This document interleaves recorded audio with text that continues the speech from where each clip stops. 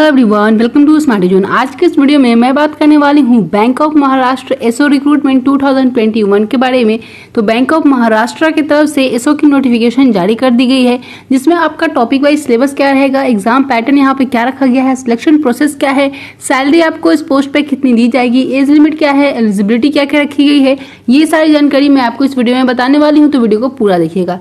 इसका जो form fill करने का लास्ट डेट है वो 19 सितंबर 2021 रखा गया है। तो चलिए आज की ये वीडियो शुरू करते हैं। तो ये है इसकी ऑफिशियल नोटिफिकेशन। यहाँ पे आप देख सकते हो, यहाँ पे जो वैकेंसी है वो स्पेशलिस्ट ऑफिसर स्केल 1 और स्केल 2 के लिए निकाली गई है। सबसे पहले हम लोग बात कर लेते हैं इसके सिलेक्शन प्रोसेस और एग्जाम पैटर्न की। तो सिलेक्शन प्रोसेस में यहाँ पे आपका एक ऑनलाइन टेस्ट होने वाला है, उसके बाद यहाँ पे आपका इंटरव्यू या फिर जीडी होगा। तो जो आपका ऑनलाइन एग्जामिनेशन होगा उसका एग्जामिनेशन पैटर्न यहाँ पे आपको दिया गया है। 100 मार्क्स का आपका यहाँ पे ऑब्जेक्टिव टाइप का टेस्ट होगा जो कि ऑनलाइन होगा। यहाँ पे आपसे प्रोफेशनल नॉलेज पूछा जाएगा जो कि 50 क्वेश्चन रहेंगे 100 नंबर के लिए।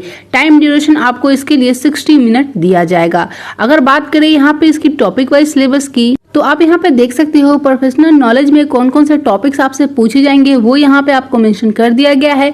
आप इसका स्क्रीनशॉट ले सकते हो। तो ये आपके टॉपिक वाइज सिलेबस रहेंगे इस एग्जाम के लिए। इसमें कोई भी नेगेटिव मार्किंग नहीं रखा गया है। यहाँ पे आप देख सकते हो आपका जो ऑनलाइन एग्जामिनेशन होगा उसमें कोई भी नेगेटिव मार्किंग नहीं रहेगा। तो ये आपके एग्जाम पैटर्न और सिलेक्शन प्रोसेस रहेंगे। पोस्ट के बारे में डिटेल बताया गया है, जैसे कि एग्रीकल्चर फील्ड के ऑफिसर के लिए यहाँ पे आपकी एज लिमिट जो है वो 20 से 30 साल रखी गई है। टोटल वैकेंसी इसमें 100 निकाली गई है। उसके बाद सिक्योरिटी ऑफिसर स्केल 2 के लिए एज लिमिट जो है वो 25 से 35 साल रहेगी, यानी कि मिनिमम एज 25 साल और मैक्सिमम एज 35 साल रहेगी। टोटल वैकेंसी इसमें 10 निकाली गई है। लॉ ऑफिसर के लिए जो वैकेंसी है उसमें एज लिमिट 25 से 35 साल रहेगी। टोटल यहाँ पे भी 10 वैकेंसी निकाली गई। उसके बाद एचआर के लिए वैकेंसी निकाली गई है जो कि स्केल 2 में आती है। यहाँ पे आपकी एज लिमिट 25 से 35 साल रहेगी।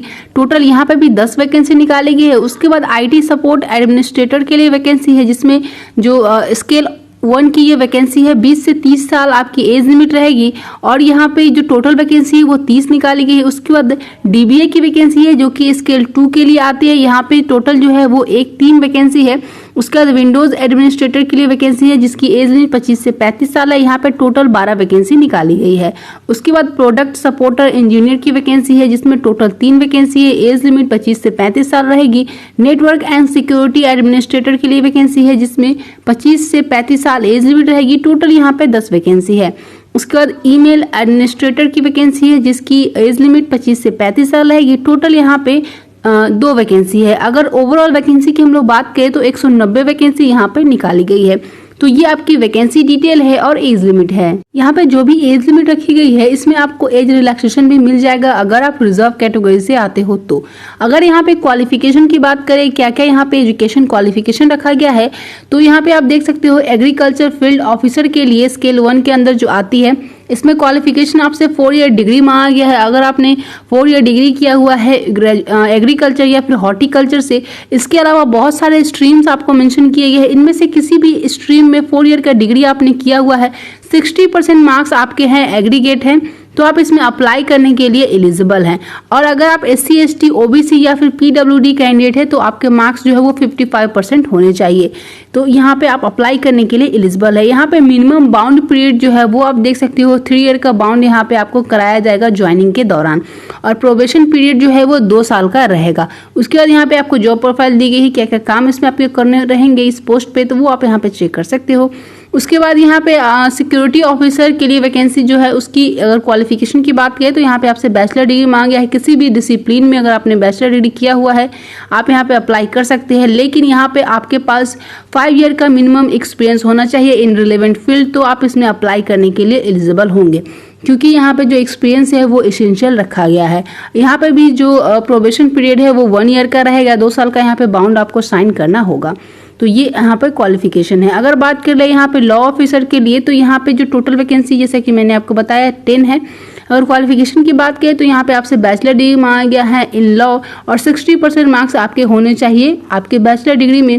और अगर आप SC ST OBC या फिर PWD कैंडिडेट है तो 55% मार्क्स आपके होने चाहिए। और यहाँ पे भी एक्सपीरियंस मांगा गया है, 5 ईयर का एक्सपीरियंस आपसे मांग दिया गया है, तो आप इसमें अप्लाई कर सकते हैं।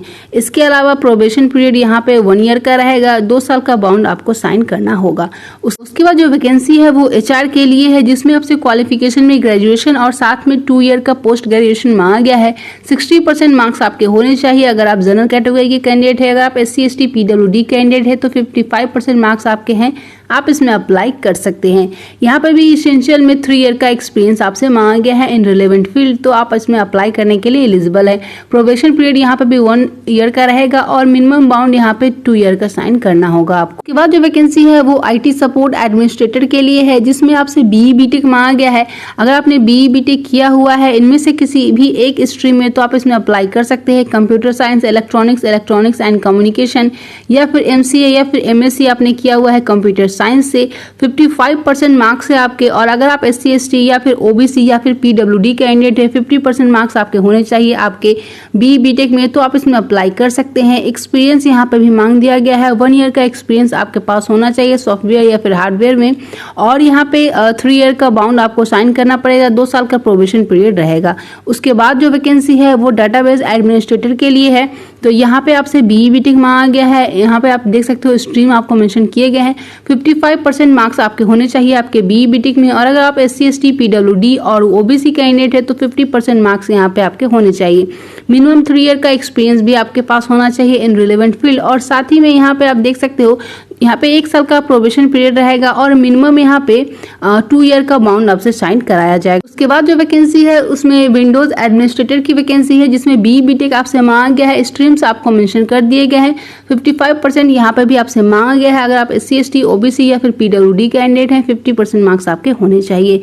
यहाँ पे भी 3 ईयर का एक्सपीरियंस आपसे मांगा गया है। उसके बाद यहाँ पे प्रोबेशन पीरियड आप देख सकते हो 1 ईयर का है और 2 साल का बाउंड आपको साइन करना होगा। उसके बाद जो वैकेंसी है वो यहाँ पे प्रोडक्ट सपोर्ट इंजीनियर की वैकेंसी है, जिसमें आपसे BE BTech मांगा गया है। Computer science, electronics and communication, MCA MSc आपने किया हुआ है कंप्यूटर साइंस से 55% मार्क्स आपके होने चाहिए।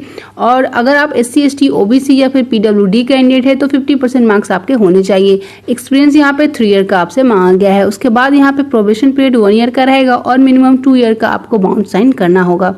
उसके बाद जो वैकेंसी है वो नेटवर्क एंड सिक्योरिटी एडमिनिस्ट्रेटर की वैकेंसी है, जिसमें आपसे BE BTech मांगा गया है। डिसिप्लिन्स यहाँ पे आपको मेंशन कर दिए गए हैं। उसके बाद यहाँ पे एक्सपीरियंस भी मांगा गया है, 3 ईयर का एक्सपीरियंस आपके पास होना चाहिए। और स्किल सेट जो कि मैंडेटरी है वो आप यहाँ पे देख सकते हो, यहाँ पे आपको मेंशन किया गया है, तो आप इसमें अप्लाई करने के लिए एलिजिबल होंगे। उसके बाद यहाँ पे प्रोबेशन पीरियड आप देख सकते हो 1 ईयर का रहेगा और मिनिमम बाउंड यहाँ पे 2 साल का आपको साइन करना होगा। उसके बाद जो वैकेंसी है वो ईमेल एडमिनिस्ट्रेटर के लिए है, जिसमें BE BTech आपसे मांगा गया है। स्ट्रीम्स यहाँ पे मेंशन किए गए हैं। 55% मार्क्स आपके होने चाहिए। SC ST PWD कैंडिडेट के लिए 50% मार्क्स रखा गया है। 3 ईयर का एक्सपीरियंस यहाँ पे भी मांगा गया है। प्रोबेशन पीरियड 1 ईयर का रहेगा। मिनिमम बाउंड यहाँ पे 2 साल का आपको साइन करना होगा। तो ये आपकी क्वालिफिकेशन रहेगी सभी पोस्ट के लिए। आपकी एज लिमिट जो काउंट की जाएगी वो 31/3/2021 तक की जाएगी। उसके बाद हम लोग सैलरी की अगर बात कर ले तो स्केल 1 ऑफिसर के लिए आप देख सकते हो, यहाँ पे स्केल 1 के लिए जो पे स्केल रहेगा वो आप देख सकते हो 36,000 से आपकी स्टार्टिंग सैलरी रहेगी, जो कि 63,840 तक जाएगी। उसके बाद स्केल 2 की वैकेंसी है, जिसमें 48,170 रुपये से लेकर के 69,810 रुपये तक आपको सैलरी मिल सकती है। अगर इसकी एप्लीकेशन फ़ी की हम लोग बात करें तो UR EWS और OBC कैंडिडेट को टोटल 1180 रुपये देने हैं। SC ST कैंडिडेट को टोटल 118 रुपये देने हैं। PWD और वुमेन कैंडिडेट को कोई भी एप्लीकेशन फ़ी नहीं देनी है। वुमेन कैंडिडेट चाहे किसी भी कैटेगरी के हैं वो यहाँ पे फ्री में आवेदन कर सकते हैं। अप्लाई आपको इनकी ऑफिशियल वेबसाइट पर जाके करना है। ये इनकी ऑफिशियल वेबसाइट है, इस वेबसाइट पर जाके आप ऑनलाइन आवेदन कर सकते हैं। अगर इसके इंपॉर्टेंट डेट्स की हम लोग बात कर ले तो इसका फॉर्म फिलअप जो है वो 1 सितंबर 2021 से स्टार्ट हो चुका है, यानी कि आज से इसका फॉर्म फिलअप स्टार्ट हो चुका है। और इसमें अप्लाई करने का जो लास्ट डेट है वो 19 सितंबर 2021 रखा गया है।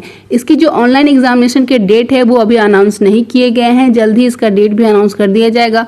और जो इसकी GD है या फिर इंटरव्यू है उसका भी डेट यहाँ पे आपको नहीं बताया गया है, तो वो भी आपको बाद में इनकी ऑफिशियल वेबसाइट पे अपडेट कर दिया जाएगा। तो ये थी इसके बारे में कंप्लीट जानकारी। आई होप कि आप लोगों को ये वीडियो हेल्पफुल लगी होगी। वीडियो हेल्पफुल लगी है तो इस वीडियो को एक लाइक जरूर से कीजिएगा, और अभी तक आपने हमारे चैनल को सब्सक्राइब नहीं किया है तो सब्सक्राइब करके बेल आइकन कॉल पर सेलेक्ट कर लीजिएगा, ताकि ऐसे ही इन्फॉर्मेटिव वीडियो की नोटिफिकेशन आपको आगे भी मिलती रहे। जितना हो सके इस वीडियो को शेयर कीजिएगा अपने फ्रेंड्स के साथ। तो मिलती हूँ मैं नेक्स्ट वीडियो में। Bye bye.